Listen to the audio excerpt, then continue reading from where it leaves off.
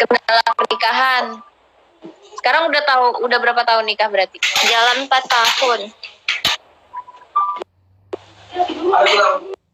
Jalan kendalanya apa nih? Nah, kendala menikah di era digital itu sebenarnya banyak ya.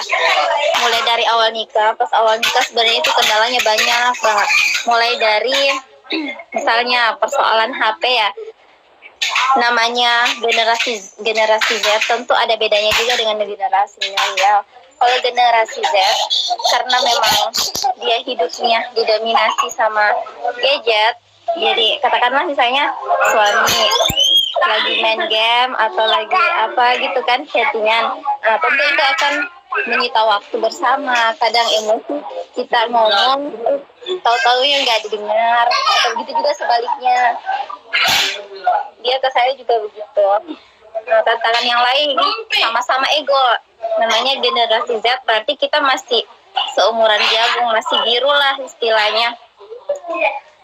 Egonya masih sama-sama nggak mau mengalah.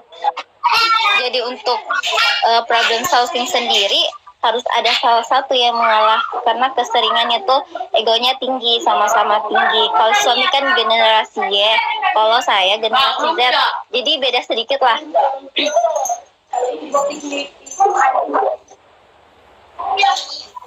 Lebih dewasa gimana?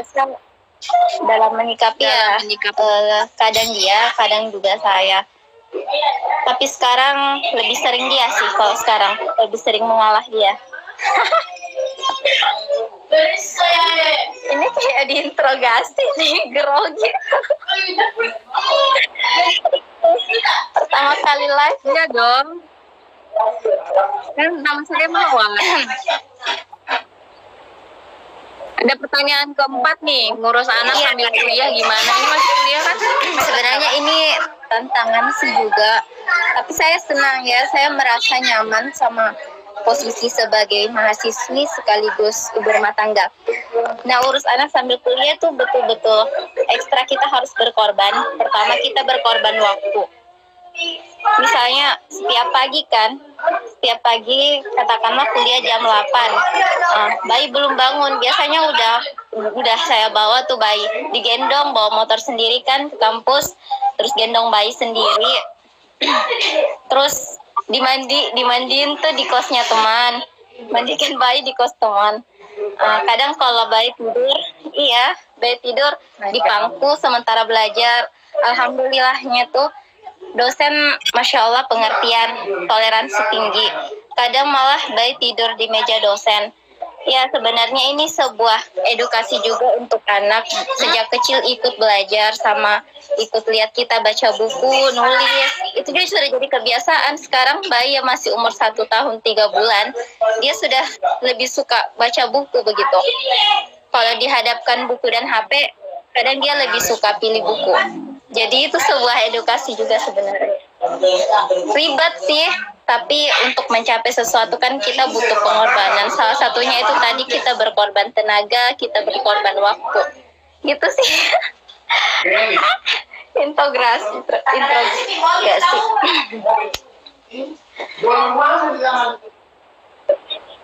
Tapi hebat dosennya loh ya. Boleh bawa ya, anak. Alhamdulillah.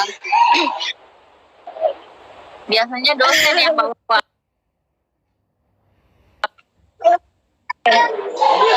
Yang saya syukur semangat yang betul-betul tidak pudar. Kalau misalnya semangatnya pudar, tentu saya takut kan, karena jangan sampai pas pertengahan jalan kuliah kemudian bosan atau kemudian udah capek akhirnya berhenti kuliah. Saya tidak mau itu. Saya ingin menepis stigma masyarakat yang mengatakan kalau perempuan itu cuma bisa di 3 tempat, kasur, sumur, dapur. Saya tidak suka dengan pernyataan yang seperti itu.